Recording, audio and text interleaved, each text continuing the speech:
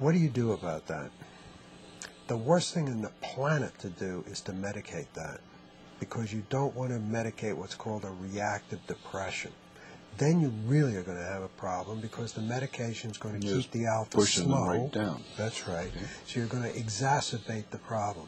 So if somebody dies and you need some help with grieving, you know, we might see if you have a predisposition to depressed mood states, and that's turning the key. So we would fix the predisposition, but we would not use neurotherapy to treat the reactive aspect of the depression. That's counseling. You might have a little grief counseling, a little, you know, therapy with somebody, chat with a friend, whatever.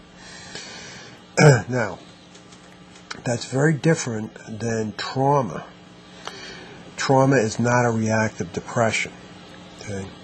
And under those circumstances, what you do is you release the alpha, that is, make it fast again and strong, and then all of the emotional material associated with that trauma comes up. It's the most efficient psychotherapy on the planet, because it's engaging the body's own psychotherapeutic mechanisms. I lost you for a second.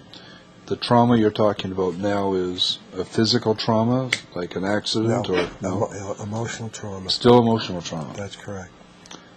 So give me a difference between that emotional trauma and the death. You're in an automobile accident and you think you're going to lose your life.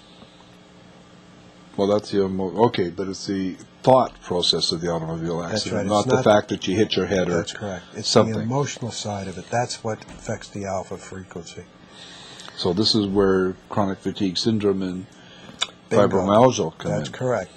Now, there are other things other than slowing of alpha, but slowing of alpha really makes you intellectually less efficient.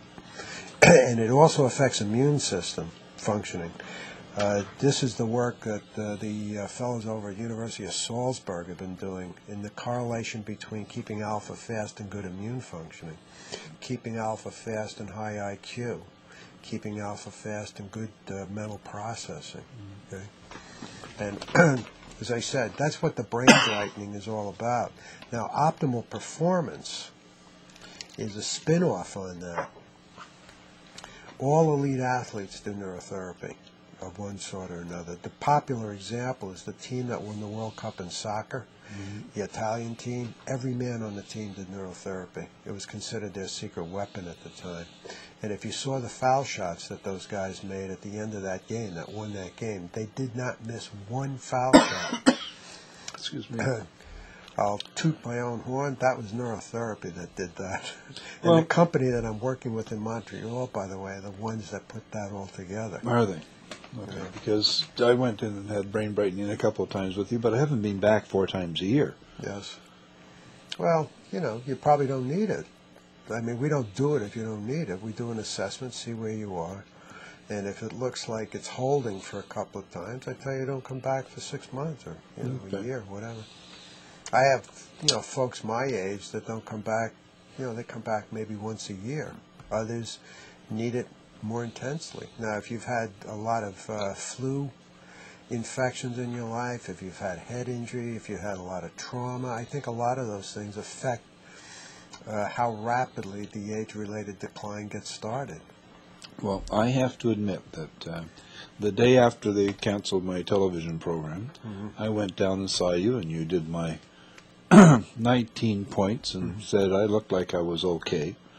And that was so reassuring. Because if I was going to be affected, should I have been affected right there one day? Oh, yes, absolutely. I mean, it could have occurred later on. Of course, people differ a lot. And then the day after the government put me into bankruptcy, I went down and saw you, and you put the 19 caps on again, and said I looked like I was okay. And then after my marriage broke up, I went down, you put the 19 caps on again, and said I was okay. So am I just an unfeeling character that doesn't get affected by this stuff? The brain is processing it okay. I mean, we're not seeing any of the legacies of it, so, don't treat what ain't broken. Okay. Now, you talked about non-Alzheimer's dementia. That's correct. I'm sorry, I've got my cough. I've been drinking. It's not going away. What's the difference between non-Alzheimer's dementia and Alzheimer's dementia? There's a neurological change that takes place with Alzheimer's, and neurotherapy can delay it, but it can't prevent it. And instead of it being a slow kind of decline, it looks like this. Okay. Now, we treat a lot of folks with Alzheimer's, and the caretakers maintain that there are significant improvements in the Alzheimer's patient, but we don't restore them. Okay. I mean, once they start down that road, as I said, we can make improvements, we can delay it a while, and that sort of thing. But you can't fix it. That's right. That's one that doesn't fix at this point anyway. That's right. Okay. Because it's sort of a progressive, they figure, progressive actual disintegration of... Myelin sheath, yeah. Yeah, so it's good. Well, that's, no, I think what happens with neurotherapy, the reason we're able to delay it is that we are engaged, we're brightening the brain so the person is doing more intellectually, and that intellectual process is doing our work for us. I think that's what the delay function is. Okay. Now, I'm interested in something else, because you've told me in the past that you don't like kids, teenagers, playing video games and so on. That's right. And yet, using your brain to make a computer screen play a Pac-Man type of game or keep balloons in the air is part of your treatment. That's right. Explain. I'm allowed to do it, and you want it. You need more explanation than that? Well, there's a big difference. See, what we do is we set it up so that the brain is moving the icons. yes, and that's what it does. the screen. I've done it. You think the right way and they move. Now, when we have a young child, then getting bugs to move across the screen, you know, a horse race, fish to jump out of water, it's sustaining their attention. And they learn how they can make that, how they can control it. Now, I've set it up, you know, you've probably seen this in my office, electric trains. Yep. So that kids can make electric trains start and stop, and I have a wireless dinosaur that they can make scoot across the floor with their brain. That's very different than sitting in front of something which is not controlled by the brain and is increasing level of stimulation, or it's addicting you to the stimulation. And often they're search and destroy metaphor games, so you're learning aggression. They're killers for male children. Treat them as toxic. And I tell, that's one of the things. The first thing I say to the mother is, you're the mother, you outrank everybody. 2, treat video games as toxic. Okay? You're the boss. They live in your house. Okay. You set the rules. I self-medicate myself with on-screen solitaire. Yes.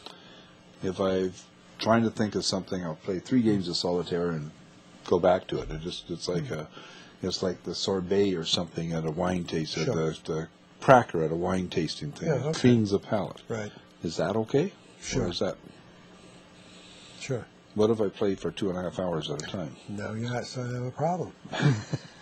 Do you drink 1 glass of wine, or do you drink 4 bottles? Well, I don't like wine, so I'm Okay, okay. but you get the point. Yeah. You drink 1 glass of wine with a meal, it's a compliment to the meal and so forth. You drink 4 bottles, you're self-medicating. Okay. So, a kid that, we live in the real world. When it's really working for somebody, after the child does their homework, they're, all through with everything, they've been very efficient. They play a video game for 15 minutes. Maybe it's an interactive game. They're playing with another family member, 15 minutes, then it's over. There's no problem with that. It's the kid that's spending But you hours don't like and 4 hours. hours at a time, huh? Now, where they're really dangerous is with an autistic child. Mm-hmm. And if you have a child that's acting out, an autistic child that's acting out, and they'll go over and be quiet in the corner playing a video game, it's not only addictive for the child, it's addictive for the parent to occupy the child. But it's isolating, and it has a terrible effect on the autistic child. I mean, exacerbating the problem of isolation and non-interaction, non-social skill development that the autistic child has.